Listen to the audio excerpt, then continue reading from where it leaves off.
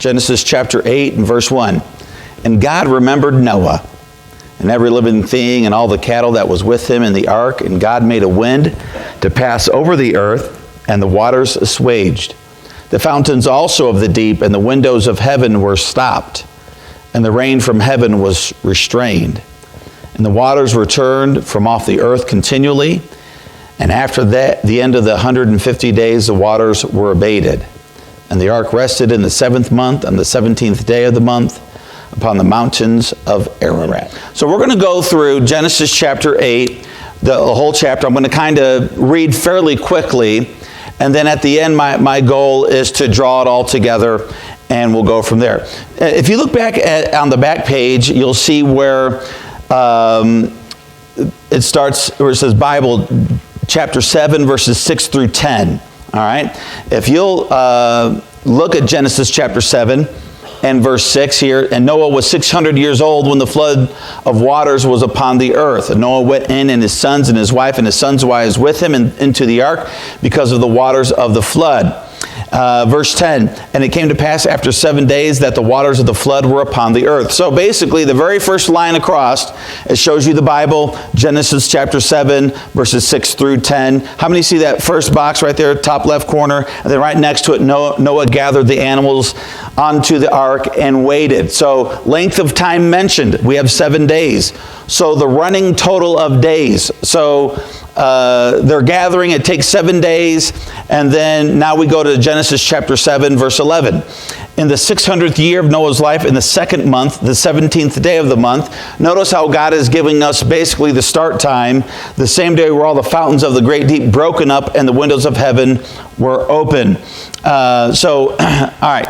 So now we have the start of the rain and all that stuff. So Genesis chapter 7 through 16, heavy rain for 40 days. 40 days on board the ark. I believe they were on board, somehow I missed that. They were on board, I believe, 7 days. But anyways, I think that's wrong, but anyways, my brain's not working too well. Look at verse 17 now. And the flood was 40 days upon the earth, and the waters increased and bare up the ark, and it was lifted up above the earth. And the waters prevailed and were increased greatly upon the earth. And the ark went upon the face of the waters, and the waters prevailed exceedingly upon the earth, and all the high hills that were under the whole heaven were covered. 15 cubits upward, Genesis 7, verse 20, did the waters prevail, and the mountains were covered. The tallest mountain on the earth was covered. We're talking lots of water here, okay? So I'm just kind of doing a quick rundown here. Now, Genesis chapter 8, look at verse 1. It's interesting how God starts chapter 8, okay? And God remembered Noah. If you look all the way across, where it says Genesis chapter 8, verses 1 through 4, 7th month, 17th day, God sends a wind and stops the water and rain. The ark runs aground at Ararat, the end of the 150 days. 150 days, same as above. Whether it's 150 days or 157 days or 158 days, I think we can all agree that's a long time. Can you imagine if, let's just imagine like our buildings, this building right here, and the fellowship hall, and the Sunday school classrooms, upstairs and downstairs. Let's just imagine this was the ark. And the bottom floor, or let's just say the top floor of our Sunday school building is where they stayed. Although there's just 4 rooms for 4 couples. Can you imagine, though, being cooped up in one of those rooms for 150 days? Or the most walking you had was down and through the animals, and I'm sure there were some chores to do, but 150 days. How many of you, when you were growing up, your parents grounded you as punishment? How many of you get grounded now? How many husbands get grounded? All right, I'm joking there. How many of you got both grounding and spanking? Amen. You know, I didn't like the pain of a spanking, but man, the grounding seemed like it took forever. And there was times I had to put my nose in the corner. And, pretty soon my parents didn't like the greasy spots left from my nose in the corner. And so I think they stopped that eventually. And anyways, little tricks you learn as a kid, And, but think about this, 150 days. to 160 days. Just think about your house. If you were stuck in your house, and we didn't like COVID, and they said, oh, you can't go outside, like the air's tainted, like, COVID is airborne. It never was, unless you were talking to someone that had it, and they were, blessing you with it. But think about that. And it's just an interesting thought, and I'll come back to that. God remembered Noah and every living thing and all the cattle that was with him in the ark. And God made a wind to pass over the earth, and the waters assuaged. I want to show you here, I believe God would have me show you in Genesis chapter 8, that when God says, okay, everything's done, everyone's killed, everything's dead that I want dead. All right, now we're going to move forward. Notice that God doesn't get on our timetable. God works according to his own timetable. And God has something called a process.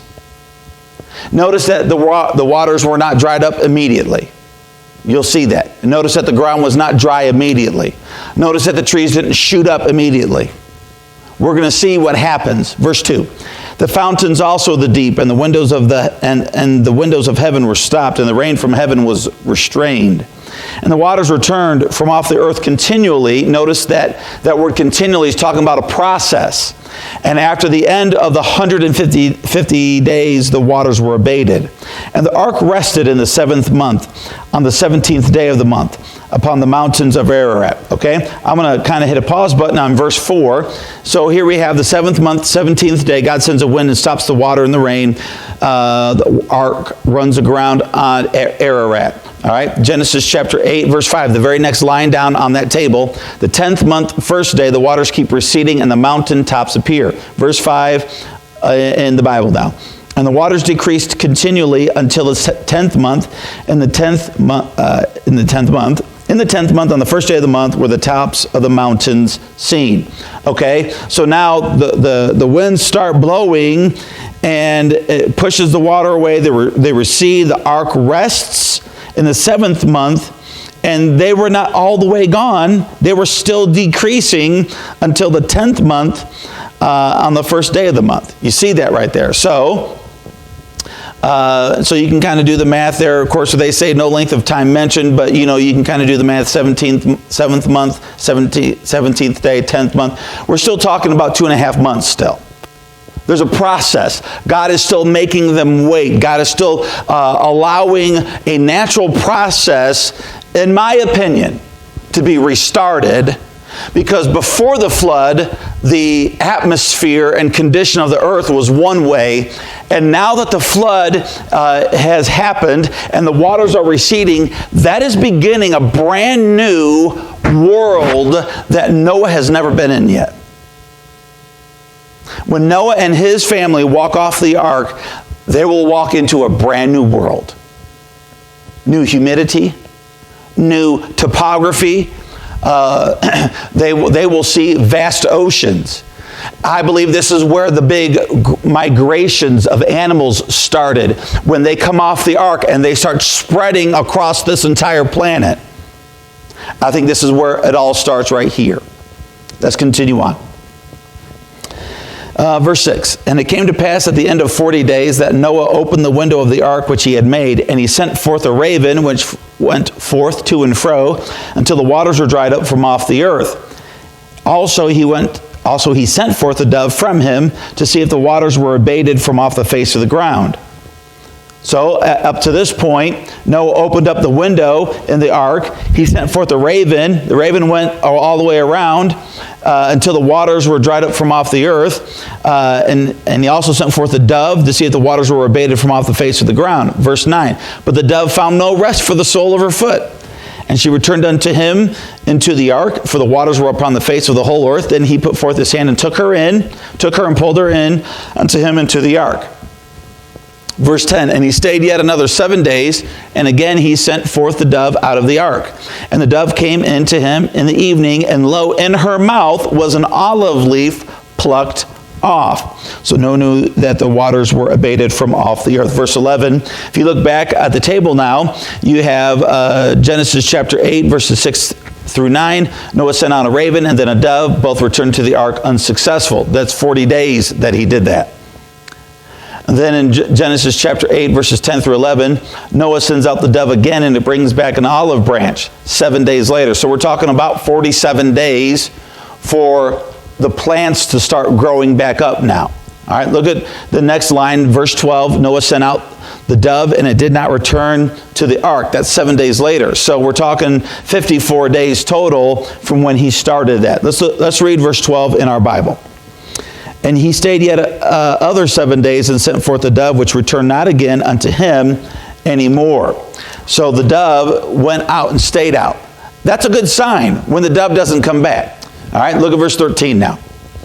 And it came to pass in the 600th and first year, in the first month, the first day of the month, the waters were dried up from off the earth, and Noah removed the covering of the ark and looked, and behold, the face of the ground was dry. So now that the dove is gone, now Noah is removing the covering, and he's looking and he's seeing dry ground now. Now, have you ever walked on ground that looked dry, but as soon as you stepped on it, and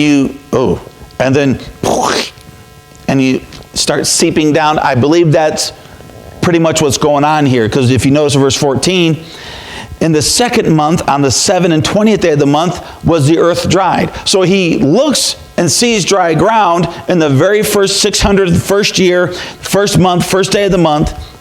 He looks and sees there's dry ground. But he still stays in the ark until the second month and the 27th day of the month. Almost 2 full more months. What do you think what are you waiting for, Noah? Let's go. It's a green light. Quit texting at the light. I'm sorry, I'm joking there. But what are you waiting on? I wonder what Noah is waiting for. It's funny I asked that question because the very next verse answers my question. Verse 15, and God spake unto Noah, saying, Go forth of the ark, thou and thy wife and thy sons' wives with thee. Bring forth with thee every living thing that is with thee, of all flesh, both of fowl and of cattle, and of every creeping thing that creepeth upon the earth, that they may breed abundantly in the earth, and be fruitful and multiply upon the earth. And Noah went forth, and his sons, and his wife, and his sons' wives with him.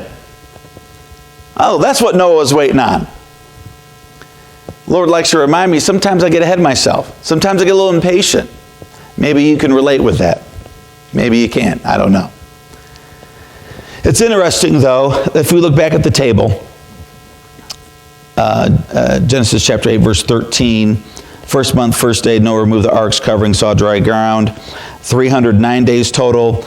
Then verses 14 through 20, the earth had dried out sufficiently, and Noah left the ark with all of the animals, and according to his calculations here, 364 days. Let's just round that up and say a year. I mean, the guy on here basically said it's about a year. It's a day shy of a year. A year being cooped up in this ark. Notice it's not called a boat. It's not called a ship. It's not called a vessel. It's called an ark. An ark was made to contain and hold and protect things. And I want to encourage you here tonight that, first of all, Noah continued operating the same way he did from the beginning. I believe one of the reasons why God used Noah was that Noah was consistent with his actions. What do I mean? Okay. We see here in Genesis chapter 8 and verse 15, 16, 17, and 18, that even though it seemed Noah removed the covering of the ark and he saw dry ground, and there was a whole, almost 2 months later, he waits for God's command to go out. And notice that Noah was waiting on God to tell him when to move forward. Moving forward is important, but timing is also important. You know, my wife and I met when I was a senior in college. She already graduated. She was already teaching at the local the church. First Baptist Church hired her to be one of the first grade teachers. She was teaching, staying busy. There's a lot of times we would talk about, man, part of me wishes I would have met her when I was a freshman. And we talk about what if we met earlier. We both came to the same conclusion. We weren't ready for each other yet. I had a lot of growing up to do. I still have a lot of growing to do. You know, God's timing, God's when, is as important as God's what. Is as important as God's who. Is as important as God's where. God's when. I think sometimes people jump the gun. I think sometimes people move too fast. I think sometimes people get scared. I mentioned it this morning a little bit in our Bible study and devotion time. And talked about out of Genesis 46. Wait. Waiting on the Lord. Be still and know that I am God. I believe this is an example of that. It just happened to work that way. I didn't plan it that way. And we went to Isaiah chapter 30 and Isaiah chapter 40. In Isaiah chapter 30, it said that God waited on man. Think about this. Those of you who are praying for God to touch someone's heart, to either get saved or touch someone's heart, I'm bringing them back to church or bringing them back to being right with God and bringing them back to a good relationship with the Lord. And we're praying, and I've got people in that category. I know you've got people in that category. We're praying and praying. God's waiting. God doesn't get impatient. I get impatient. There's times I'm like, oh, come on, God, please help me. God's like, no, we're going to wait. And I remember Isaiah 40, verse 31, I believe. But they that wait upon the Lord shall renew their strength. They shall mount up with wings as eagles. They shall walk and not be weary. They shall run and not be weary. They shall walk and not faint. Noah's in a pattern of waiting, and I'm so glad that he waited on God, and when God told him to go, Noah went. I want to show you a couple other verses through Genesis. I'm just going to read them quickly here so that we don't go late. Genesis chapter 6. Well, let me just read this and then we'll get into it. Noah continued the pattern of faithful obedience that we have already seen before in his life. Genesis chapter 6. We're going to start there, and I'm going to go from Genesis 6 all the way up to our current chapter. If you want to follow along, that's fine, but I won't wait around for people. I'll just go ahead and read it. Genesis chapter 6 and verse 9. These are the generations of Noah. Noah was a just man and perfect in his generations, and Noah walked with God. Walking with God was not something foreign with Noah. It's something he did regularly. I don't believe for one second it was a coincidence or an accident that God chose Noah to spare Noah and to start the line of humanity again.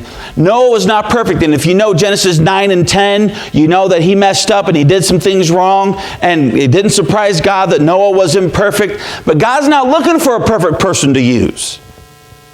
God's looking for a faithful person to use. And be encouraged tonight. If you walk with God and you love the Lord and you return unto Him with all your heart and you come back, and we can have our bad days and God still wants us. We can have our good days and God wants us anyways. Genesis chapter 6 verse 14. God tells Noah, make thee an ark of gopher wood. Room shalt thou make in the ark, and thou shalt pitch it within and without with pitch. Later on down in verse 22, thus did Noah according to all that God commanded him. So did he. Noah continues on. As God gives him an instruction, Noah responds and continues on. It's a faithful action. Remember, when God asks us to do something by faith, He expects us to obey. And it takes faith to obey. Look, Genesis chapter 7, verse 1. And the Lord said unto Noah, come thou and all thy house into the ark, for thee have I seen righteous before me in this generation. Verse 5 of the same chapter. And Noah did according unto all that the Lord commanded him. Here's another faithful action. Noah was not perfect. I'm sure Noah made mistakes. I'm sure there was times when Noah did something wrong, or he made a bad cut, or he put the fitting in wrong, or he did things that were wrong. But Noah was faithful and he walked with God. Be encouraged tonight, dear friend. God's not looking for perfection. He already sent His Son Jesus. He's just looking for someone to be faithful. Verse 9 of the same chapter, then went in 2 and 2 unto Noah into the ark, the male and the female, and as God had commanded Noah. Genesis 7, verse 23, and every living substance was destroyed, which is upon the face of the ground, both man and cattle, and the creeping things, and the fowl of the heaven, and they were destroyed from the earth. And Noah only remained alive, and they that were with him in the ark. Notice here that Noah continues to obey God. I wonder if his parents ever, while he was growing up, really took time and focused in on obeying right away. Patch the Pirate or Ron Hamilton wrote a song, I will obey the first time I'm told. How many know the song? I will obey the first time I'm told. I will obey right away, never asking why, never with a sigh. I will obey right away. We don't have a lot of young people here, but I'm going to say young people here tonight. Obedience will bring about many great benefits simply from just obeying. Simply just obeying and trusting. I want to encourage you tonight, dear friend, that God just, all He really wants from us is our love and obedience and our trust. Noah didn't get ahead of God, even when it seemed like it would be okay to proceed forward. God has His process and we need to follow it, even when it seems like God and that process is going slow. Look at verse 19 now, Genesis chapter 8, and I'm almost done. Every beast, every creeping thing, and every fowl, and whatsoever creepeth upon the earth after their kinds went forth out of the ark. And Noah builded an altar unto the Lord, and took of every clean beast and every clean fowl, and offered burnt offerings on the altar. Here we have worship and thanksgiving happening from Noah. Noah, out of a grateful heart, I don't see in Scripture where God commanded Noah to have an offering. But here we have, maybe it's there, but we see here now Noah builded an altar. One of the very first actions that are recorded in the Bible of what Noah did when he came off the altar, or came off the ark, was he built an altar for worship. Let me ask you a question. If the Lord has spared you and kept you safe during a life-changing event, wouldn't you think it would be a pretty good thing to do what Noah did and give the Lord some priority in worship and thankfulness and gratitude? Maybe if the Lord spared us from something called cancer, or from an auto accident, or God did something real special, extra in your life, where He changed something and improved some aspect of your life. He spared you when you could have died.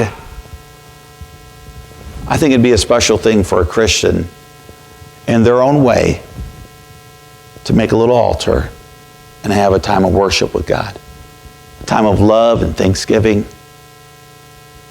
I don't think it was a surprise that Noah did this. God knew the character of Noah. And I believe that's one of the reasons why God had him do this. This is a great example for all of us to do when God brings us through life-changing events. Verse 21, and the Lord smelled a sweet savor. And the Lord said in his heart, I will not again curse the ground anymore. For whose sake? Because Noah builded that altar. The very first thing he did, he gave God priority. God did this. You know what God was smelling? The love. He was smelling the appreciation, the gratitude from Noah. And God said, I'll no longer curse the ground for man's sake. I think an often overlooked principle in the Bible is that man can have an effect on what God does. Here we see Noah had an effect on God's future plans. I will not again curse the ground anymore for man's sake, for the imagination of man's heart is evil from his youth, neither will I again smite any more every living thing as I have done. I do think it is possible that Noah's worship led to God making this promise. Verse 22, while the earth remaineth, seed time and harvest, cold and heat, summer and winter, and day and night shall not cease. This is it correlates with verse 21, but it also is there to tell us, and I've already done this before, but I'll do it again just because we got about 3 minutes and we'll be done. One of the fears about global warming, or climate change as they're calling it, and they'll probably call it something else here pretty soon. They like to play with terms. They like to redefine terms. Is that what they're saying is that the polar ice caps are going to melt, and the earth is going to be so warm, it's going to mess with all of our seasons, and we're all going to have one season that's hot, we're all going to die, and the earth is going to flood, and they play the fear-mongering game with us. We are either going to trust God in the Bible, and I'm going to explain this last verse in a second. We're either going to trust God in the Bible, or we're going to trust man and what they're still trying to figure out. They don't even know where we all came from. Oh, we came from an amoeba. Where'd that come from? It came from protoplasm. Where'd that come from? You take them all the way back. There was some big bang. They don't know what banged. They don't know how it banged. They don't know what caused it to bang. They don't know what happened from the bang. They just think. That's called politics. That's not science. That's called politics. We can either trust that, because it takes faith to trust it. Trust me, it takes more faith to trust in something like that than in an almighty God that created us and loves us. I'm going to go through these words in verse 22 and we'll be done.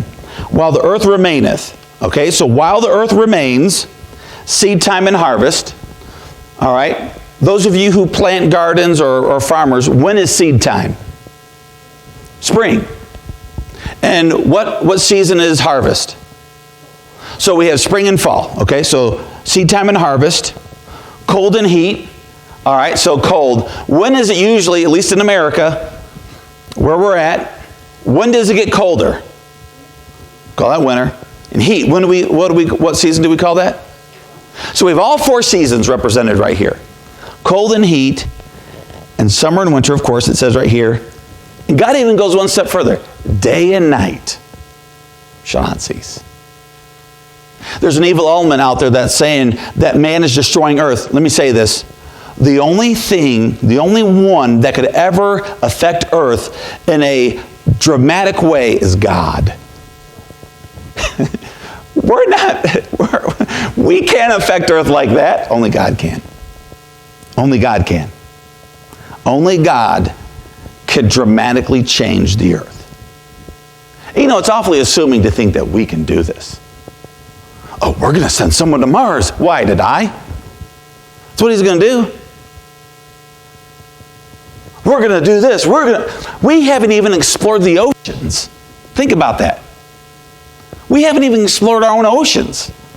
Man wants to talk about how great we are. We're not great. The only good thing that happens is because God allows it to happen. I want to encourage you tonight. You know, you can be a Noah for a modern day world. You can be a Noah. Will you be a Noah for our day today?